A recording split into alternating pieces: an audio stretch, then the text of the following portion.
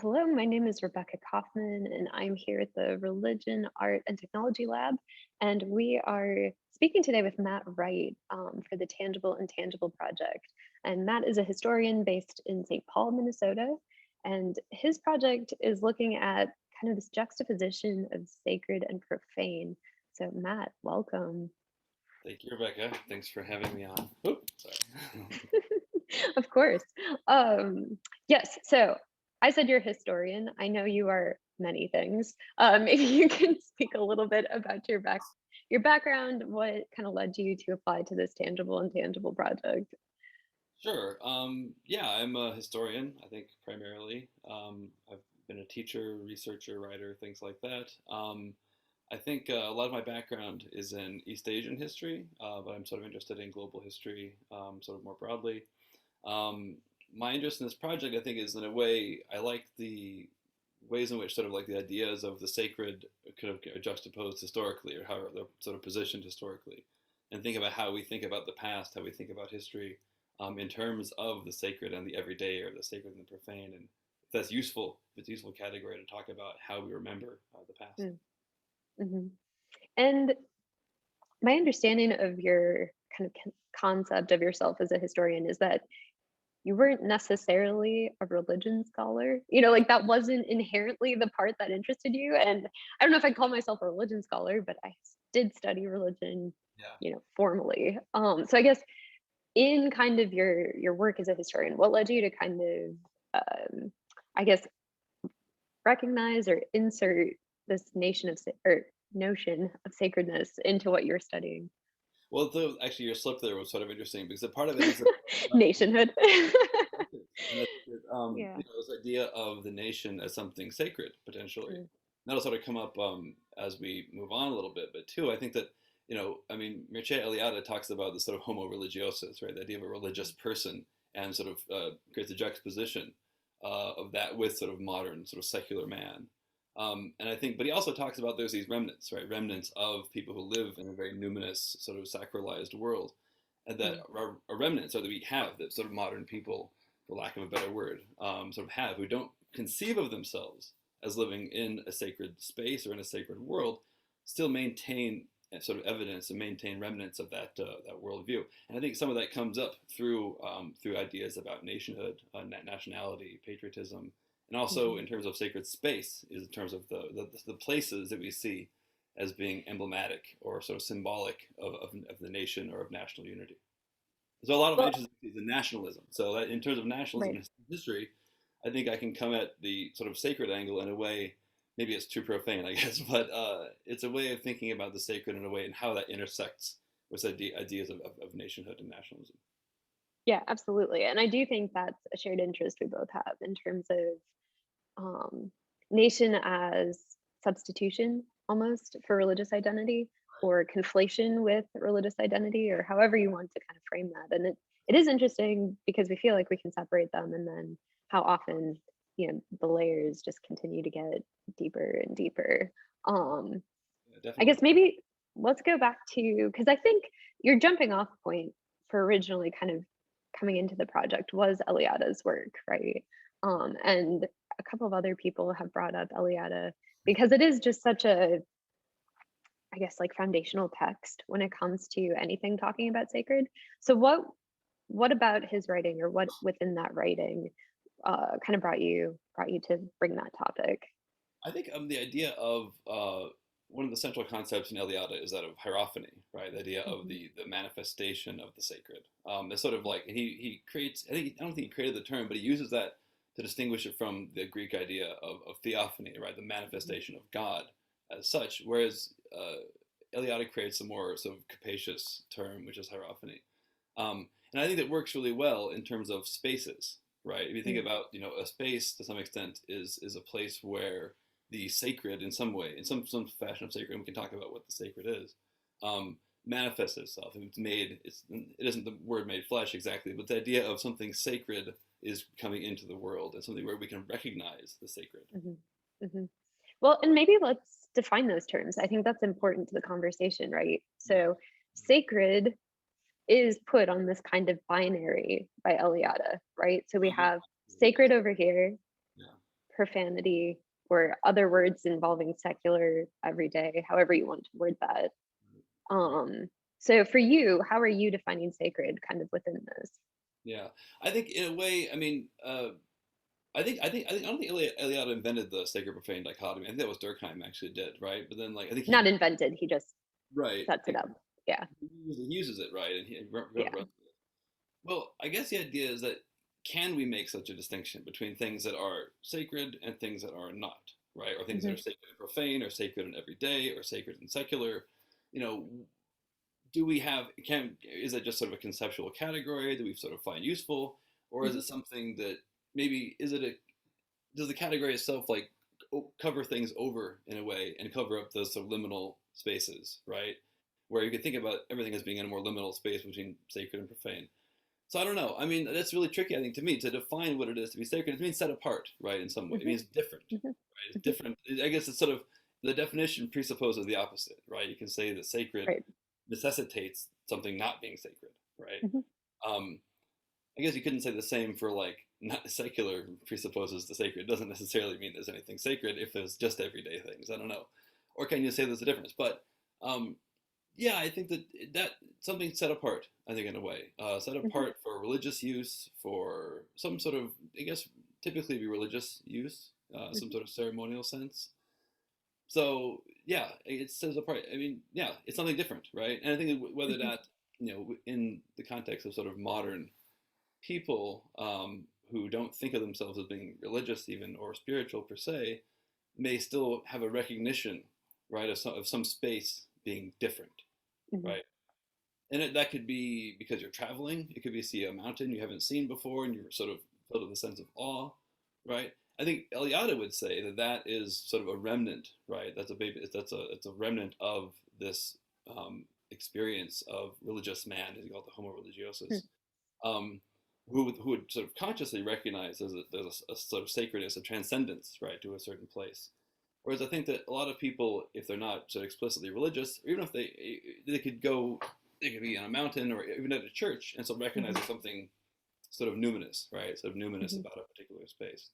So I think that it's really hard for me to frankly define it, but I think set apart is the best way to think about the sacred. Something that feels different, Hmm. right, in some way. Right.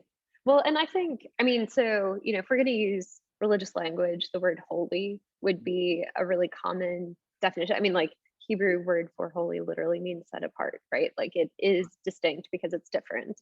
And Right, whatever that is, it's kind of like you know it when you see it. It's not what you knew before. right, Which I always think is really interesting and becomes really directly linked with revelation right, because it's something that goes, oh, it's not what I knew before. Therefore, I have this whole new way of thinking. right, Wow, right? And I think that's why we link it with religious experience or these mountaintop experiences or however that manifestation, like it becomes something connected with a physicality because it's meant to be recognized. So even if it's something that occurs internally, I think it becomes a natural extension to have a physical manifestation. And I do think that's what Eliade kind of yeah, points to is he's like, I can't tell you always what the physical manifestation will be. You'll mhm, just know it when you see it yeah, because, and that creates this like axis mundi where it's right, something connecting your everyday experience with this higher thing. right, Which I think, well, I guess I know you brought up some examples and some different things that you thought might help illustrate this point. And I think yeah, in our conversation leading to this, we started circling around the idea of totems quite a bit because right, it is, the natural manifestation. But so often totems are talked about in specific contexts of religious identity, where it's steeples, it's minarets, it's built form. But the examples you brought forward aren't inherently religious architecture, right?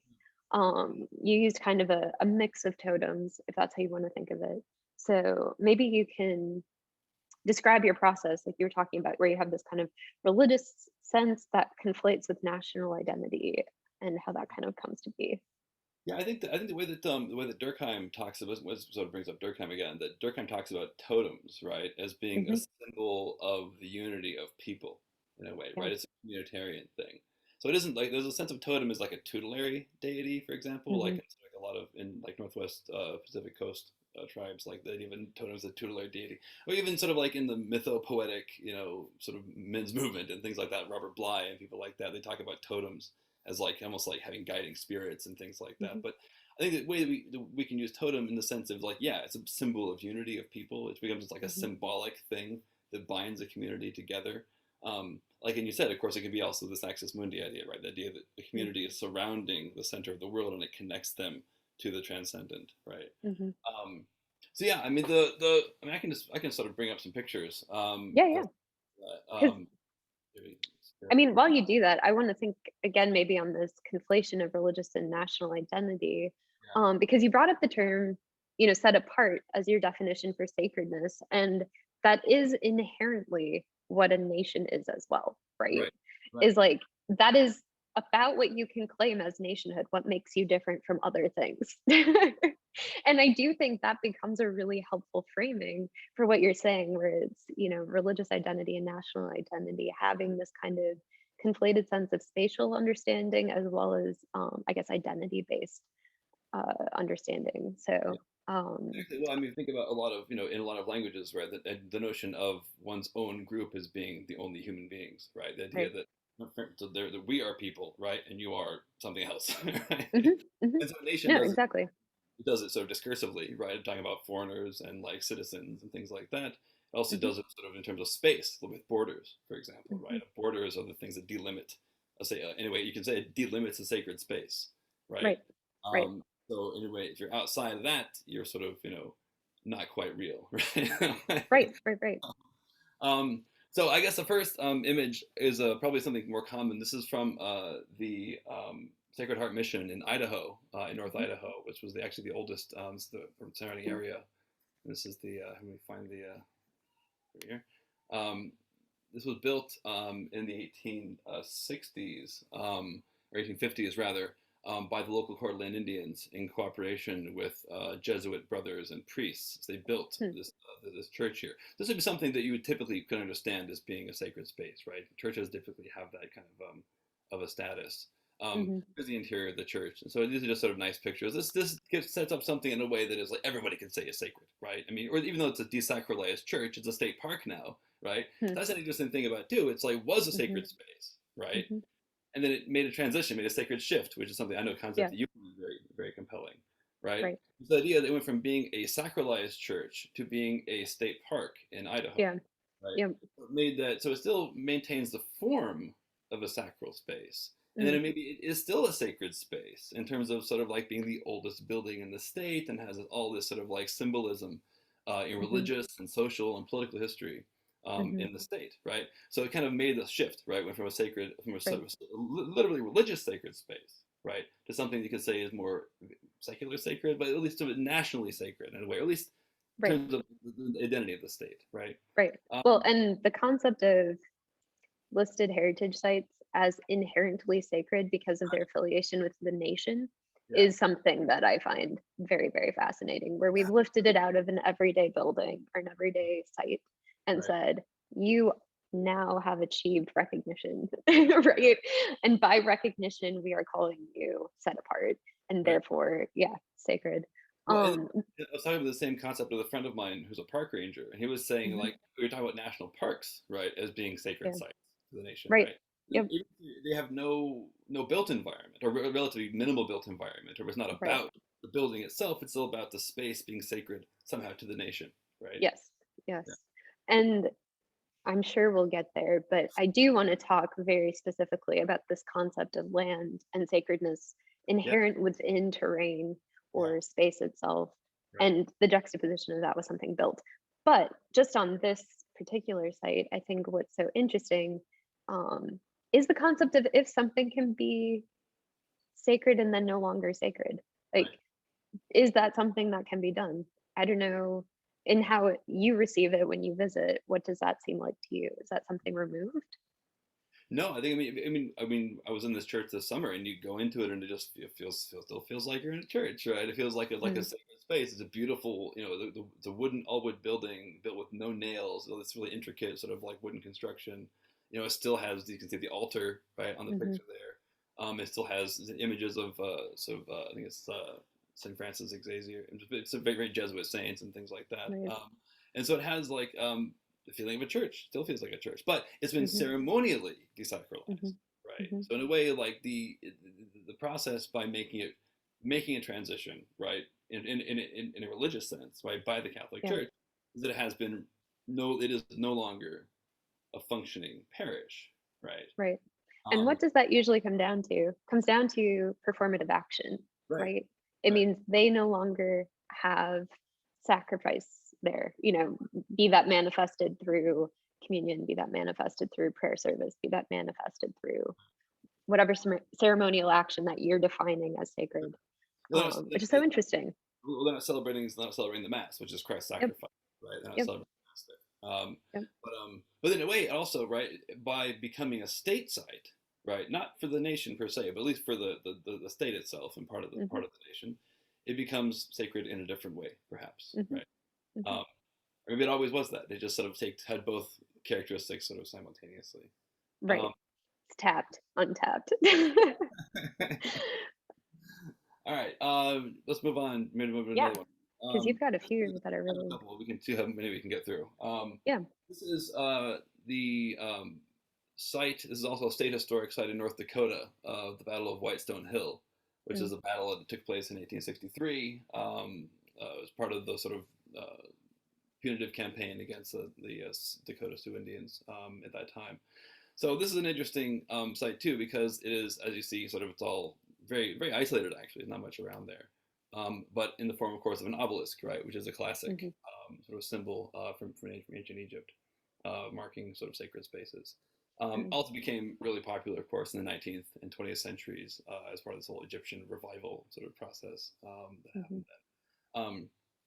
This one is interesting too because it also has a graveyard, right? It has two graveyards actually, mm, some of which are, I believe, they're mostly United States soldiers, but there's also some. I think it was Dakota, Cheyenne, and no, this was actually just Dakota, various Dakota and Lakota groups that were part of this battle. But it's interesting here too. So you see the beginnings of this is a sort of classic. The image on the right side there is the U.S. Army obelisk, right, memorial, mhm, which is very common. You see lots of places in the U.S., mhm. especially after the Civil War.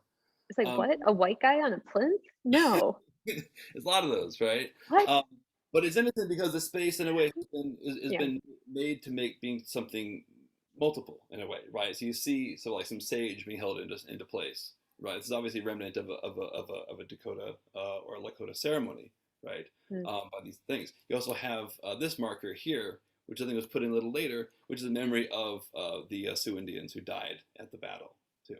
mm, So a lot of these sites have this, and I have some other things later too, where initially mhm, it was something that was dedicated, particularly as the United States, of course, sort of effectively conquered the West.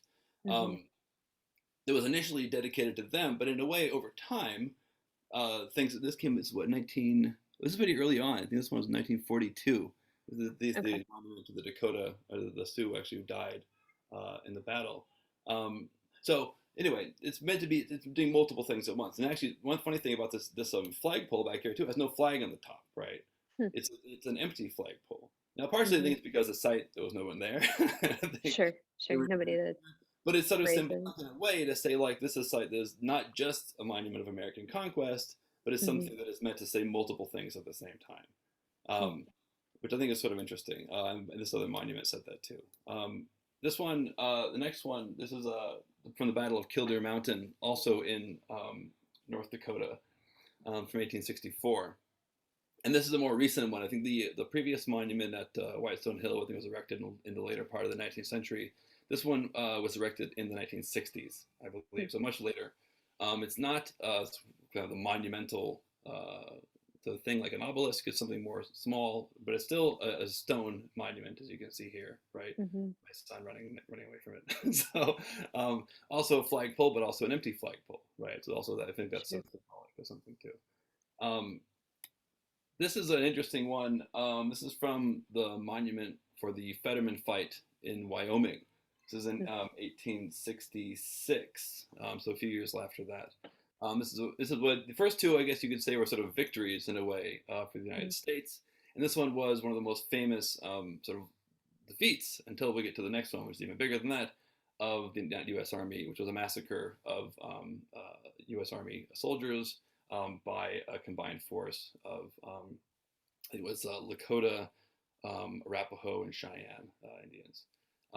So anyway, this is the view of it from a distance, and this is like closer up here, right? So it's marking something that what I find also interesting about the idea of marking sort of battlefields in particular, which goes back, and the idea of battlefield as a sacred site, I think is a big topic, right? And it goes back to like a lot of us people think about the Gettysburg Address, right? In the Gettysburg Address, Abraham Lincoln talks about we cannot hallow this ground. They've sort of hallowed it with their sacrifice, right? Mm-hmm. So in a way, it's seeing battlefields as sacred ground, right? As sites of memorial for the nation, right? It's a blood sacrifice, effectively, Mm-hmm. right?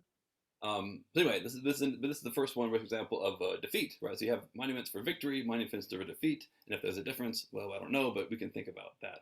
So this is quite an interesting sort of obelisk type form as well. This is an older one. This is the early 20th century. This one came up. And so second to last, the last battlefield example here too. This is the Battle of Little Bighorn, the site of the Battle of Little Bighorn in Montana.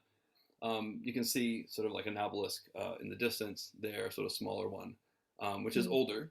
And then the newer part of the battlefield is this monument here, which came up, I think it was a decade or two ago, which is dedicated to all of the natives, the sort of American Indians who participated in this battle on both sides, which is interesting too. So it's way it's saying it's recognizing the first one is really recognizing the U.S. cavalry under Custer who were killed at the battle. The second one is recognizing the roles played and the sacrifices made by American Indians, some of whom were on the United States side, some of whom were not. So basically, it was a combination of different tribes playing different roles. This is interesting too because this, of course, is the most famous defeat, really, the most famous defeat of the United States, the Battle of Little Bighorn. And so it's interesting to see like the way that defeats are celebrated as well as victories. So. Yeah, and like maybe let's pause there for a second because I know your next example is directly related to military history in the way that these are. So, as we were kind of setting up at the beginning, this idea of sacredness being something that's inherently linked with national identity because of this thought of being set apart. Yeah. And then how each of these sites juxtapose the nation or the idea of something sacred for multiple reasons, be that the site itself, the land inherent within it, depending on the tradition that believes and how they see sacredness manifest, right? And then you have the layering of loss of life. So, loss of life being in and of itself an acknowledgement of our own mortality, therefore, when it's gone from us, a set apartness. Yeah. And then how we mark that, be that through a national marker, be that through remembering individuals that passed, another form of setting space apart. And then for like the complexity of which nation and which people you're choosing to mark within that site, right? Because these are all examples of sites where we frame them as us and them, but inherently, like with Little Bighorn, that's not even the correct framing within war of who's us, who's them.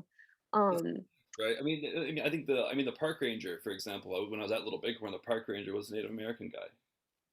Right. And so this idea of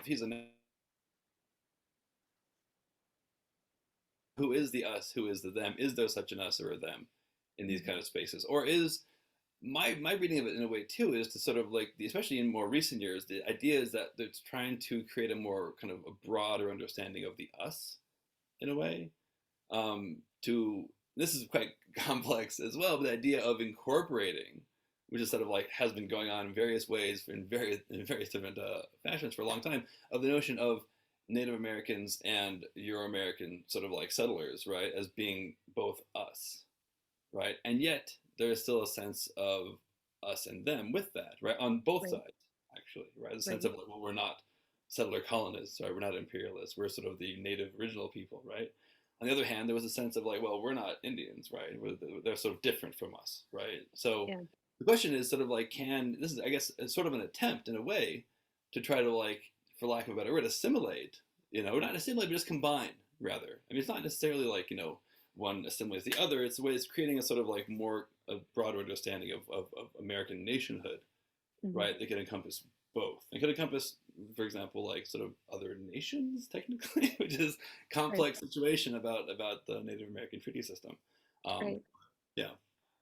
Yeah, I mean, I don't know if we have time to go into the complexity of treaties as much as I would love to go into the complexity of treaties. And yes, how do you be Yeah. independent nations that then are forced to be dependent on a nation? I Well, mean, and that in and of itself is a different conversation, I think. But and the notion of sovereignty are very complicated there, right? yeah, So, sovereignty is incredibly complicated yeah. in terms of national policy.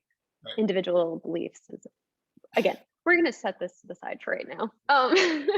Yeah. Um, yes, but all of these really interesting examples. And I guess within that, I wanted to bring up something that, again, we came up, I think, in some conversations leading up to this presentation, um, where I was talking about the concept of land historically being also affiliated with gendered identities. Sure. And I was talking about how, when Dealing we with say sacred and everyday, yeah, or sacred and profane, yeah, sacredness, or that thing set apart, or that white man on a plinth, yeah. is so inherently and historically linked with masculine identity. Sure. And Sure. then women, going back to oldest time, women are garden, women are land, women are dirty, women are all of these things affiliated with groundedness, Hmm. um, Right. and how inherently as a woman entering that space would I more readily find myself with that guy on a plinth or in affiliation with the grasses and the flowers, or like what would be kind of those juxtapositions as well. And actually how that I think changes a reading of what becomes sacred in entering a space. Is it looking up or is it being within? Yeah.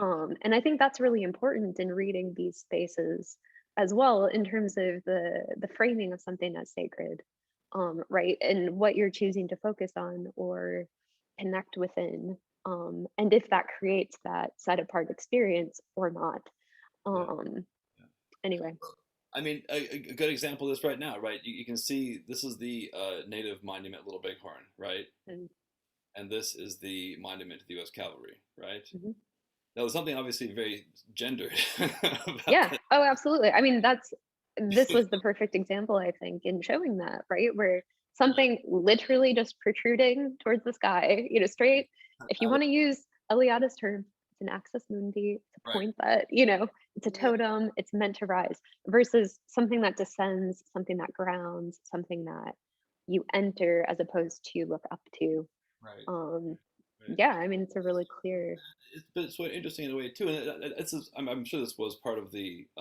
I'm curious. I don't know as much about the concept the artist had behind designing the native monument here, but I mean it's very vaginal, right? I mean it's obvious, right? This is sort of like Mhm, it looks like a vulva, right? I mean mhm. it's not like and Well, so but if there's we think about death as a process of re-entering, which is some belief systems, right? It's not ascension, it's re-entering.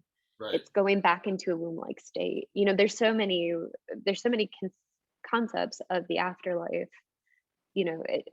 They're not all about ascension. Some are about return, right, and and I do think that becomes really interesting in monuments like this.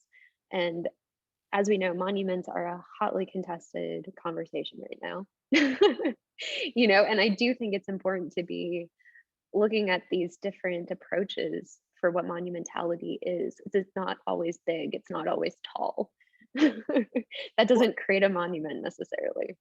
well, and it's interesting too because I think that this modification of the Little Bighorn site has been part of that. This is a little older, but it's not. It's still part of that broader conversation, right? How do you sort of Yeah, create spaces that tell multiple stories at the same time, right? yeah, So it isn't necessarily about like I mean, the Little Bighorn monument here to the U.S. Cavalry, of course, was not removed, right? It was not torn down. It's still there, right? yeah, And yet there was an additional site, right, sort of built here to sort of like commemorate the native men. This is the funny thing about it too. The idea of masculine and feminine is quite complicated in terms of warfare, right? Because not, of mhm. course, not only that only men are participating in warfare. Obviously, women do too, especially in sort of like total war and these kind of things where it's like anyone's a participant basically. Um, but Or victim. or a victim, right? I mean, yeah. I Yeah, mean, and the line between those things is really complex too. A lot like of times. participant isn't always exactly the word I'd use, but yes. Well, Um, Well, I mean, yeah, and that's I think I was just trying to use that as a general term to Yeah, yeah, yeah. encompass different roles, right? But yeah, it's pretty interesting to see like what was done here, and it's quite beautiful as well. I mean, the thing is, I think that it's interesting to see like how yeah, it's really trying to, like I said, it's trying to do multiple things, right? And I think it's trying to like tell multiple stories, which is like the goal, I think, really of a lot of history, really. I mean, the question sort of it too is like this is a complex thing that gets into monuments, the monument discussion in general. Are monuments history? What is the function of monuments? Like, what are they Mhm. there for? What are they trying to do? What are they trying to say? Like, why do they exist? I mean, or should they not exist? Or should we have different ones? Should we tear this down? Should we build that one? Right? These are Mhm. complex questions because monuments do multiple kinds of things, Mhm. right? You know, and I think that this one did a really good job of that too, where it's like you have, it, I don't know, to me, it's a really good example of taking something and of a site that could be quite controversial, right? You could say like, oh, this is just actually the funny thing about this is all on the Crow Indian Reservation in Montana. Mhm. So it is a national park, but it's actually on land that the Crow Nation possesses, right? Mhm. And the Crow Going Nation back to sovereignty, the right, complication. but when the Crow Yeah. Nation was on the side of the U.S. cavalry in this Mhm. battle, right? So in a way, but like for them, I think are in a really interesting, I think, space too, right? Where this is our sovereign land, right? We were on one side of this battle, and yet the creation of this monument, right, is for all sides in a way, which is interesting. I mean, Mhm. only sort of like natives, but it was all because natives were on all sides. So. Mhm. I'm thinking we should move on to your final example. Oh, sure. Mm. Yeah. So the last one I did, which of course, very well known, which is Mount Rushmore, in the Black Hills in South Dakota, which was I think a territory which was occupied by the Arikara and then the Cheyenne, and then they were conquered by the Lakota in the 18th century, and then of course through a variety of different methods became United States sort of territory in the course of the 19th century. Um, this is an example too. I think we didn't talk about this yet as well, but I think that Eliade talks about the idea of moving into a space and making Mhm. that space sacred. The idea is that like in order to exist in a space, Mhm. you have to make it sacred somehow. And I think Mhm. of Mount Rushmore as a great example of like as the United States expanded west, how do you make that space ours? Maybe it's the wrong word, but like effectively, how do you make it an American space, right? How do you Mhm. make it a United States space? And one of the ways this was done, of course, it was multiple decades after the sort of like taking of this land, um, but it became this national sort of shrine in a way in the West, right? Mhm. None of these people, right? I mean, I guess except for probably Theodore Roosevelt, I think had been to Montana, right? So you can see like the presidents, I mean, there are basically two Virginians and like and obviously Lincoln from sort of Kentucky and Illinois. Um, Mhm. so it's interesting to see like I thought this was an interesting one to include too because it goes back to this idea of a national shrine, of a national space, of like a Mhm. sacred space. It was seen as being a sacred space too, right? You can see all the state flags on the Mhm. photo here, sort of leading up to the monument. It's symbolizing the unity of the nation, right? It's symbolizing all the different parts and bits and pieces that go into making the American Union. And it fits in with that idea, that Durkheim's idea of a totem, right? It is something that is Mhm. symbolic of American unity. Um, Even includes territories, right? Um, Other thing that's quite interesting too is that like quite close to this, which I don't have a photo of this one right now, but is the Crazy Horse Monument in South Dakota Mhm. also, which was a newer example, right, of to make it kind of like to make it kind of a native counterpoint to Mount Rushmore, which is sort of famously unfinished monument, has been unfinished for decades, but it really is quite interesting as well. So it's interesting to see like the way that in this case, and in all cases, really, that monuments are used to mark sort of a national space, to mark a space as being sacred to the nation and as being symbolic of the unity of the people. And this gets complicated, right? Because is there one thing that unifies Americans? Is kind of like a big question, especially these days. But I think that it's interesting to see like the attempts made in these spaces. And they strike you as being very sacred. They do. I mean, they strike you as being there was a real kind of a numinous sort of feeling in all of these places. And I think that's something that is worth thinking about. I think, sorry, my face gets very complex or intense when I'm thinking this hard. Complex place. I've realized. Because I both appreciate and of course have lots of thoughts around this concept of sacred around Mount Rushmore. And I Sure. think you're exactly right. Like if we looked at it as a national site, so United States government, what did they do and what was their aim? Yeah.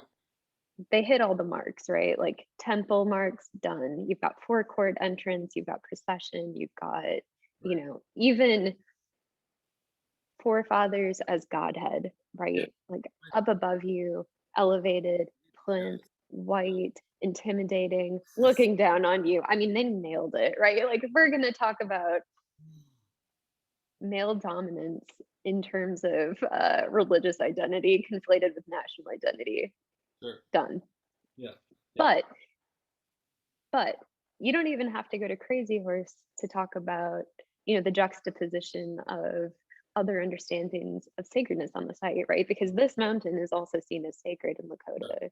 tradition, and I believe it's called Six Grandfathers. And so, this was something already sacred for other reasons before there were four white men's faces carved Sure. into it. Well, I mean, you know, And like yeah. the concept of how that became, um I mean, there are words like iconoclasm you could use or desecration you could use, but and this would not be the only example. There's so many examples globally of one belief system, religious tradition, however you want to frame it, Mm. marking something as sacred and somebody coming through and saying, actually, this is what we're going to call sacred and changing the whole thing, right? Like, how many churches have I visited that have statues with, statues without, like that back and forth about what you hold dear, what you see as sacred.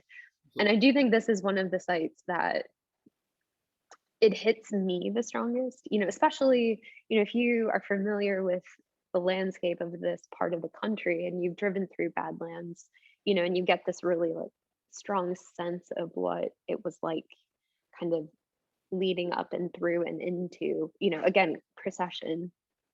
And the way that the government has now marked it, so it's sacred secular from a national identity standpoint, and then it is sacred secular from this really complex heritage of colonial settlerism Sure. and what that has done. It's also complex in the sense that, I mean, the Lakota, when they conquered the land from the Cheyenne, when this is about around 1770s, they made the space sacred as they occupied it, right? So Mhm. in a way, so this is part of like what said Mhm. Eliada talks about making Like space. marking sacredness. Right. Yeah, It's marking like this is our space now, right? This yeah, is sacred to us now, right? It yeah, marks it as being ours. We can exist in it because it's sacred, right? right.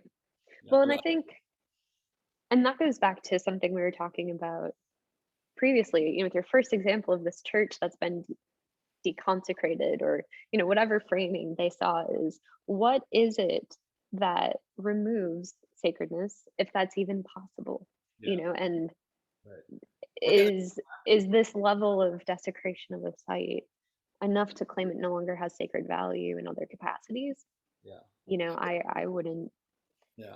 I wouldn't be the one to say, representing Lakota people, but others say no, it still has this Sure. value. And Right. what would is there points of return, or are there other ways of thinking? Well, can they be overlapping is the question, right? I mean, I think it's Yeah. like the idea of in the mission church, the Sacred Heart mission that we looked at earlier. Of course, we mentioned lots of examples like Hagia Sophia and places like that too, right? We have these overlapping sort of senses of different religious uses over time. Well, or even sacred senses, or yeah. I mean, because it doesn't the it is sort of the sacrality in one understanding, really usually by one community of people, right? Because it's a communitarian thing. The communities of people are creating these meanings, making them sacred, making them into totems effectively.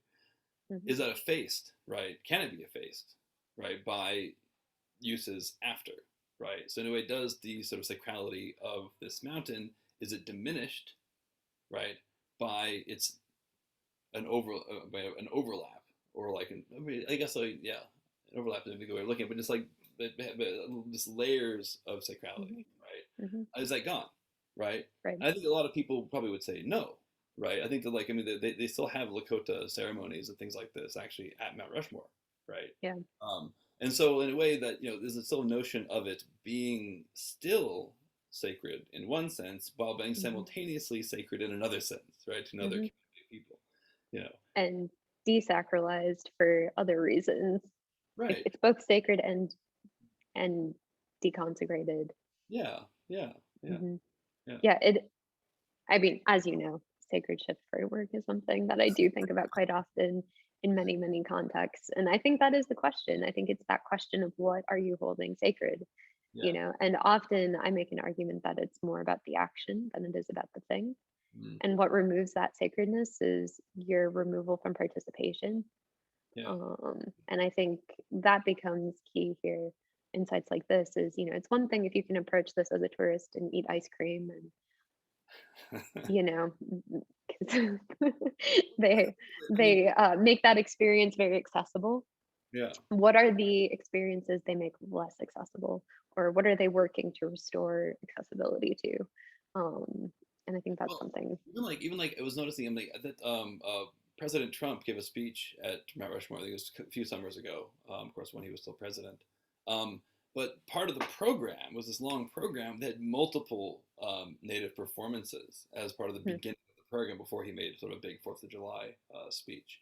So in a way, like that's sort of like emblematic of that too. It's like seeing this as a symbol, an symbol of American nationalism, but also somehow, in one way or another, right, still includes sort of like Lakota senses of this being a place that is special or sacred to them also. So yeah, I wouldn't presume to. I mean, that's the thing. In the same sense that like a lot of Americans don't think of these things as being sacred at all. It's what Eliade talks about as being kind of a Right. remnant, right, Right.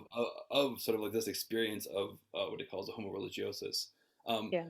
but at the same time, I think because you have those remnants, right, and of course there's evolutions of I'm sure notions of Lakota spirituality and have changed over time, and how they think about it now could be different than it was before. But at the same sense, like it's still something set apart and special in some way, right? Hmm.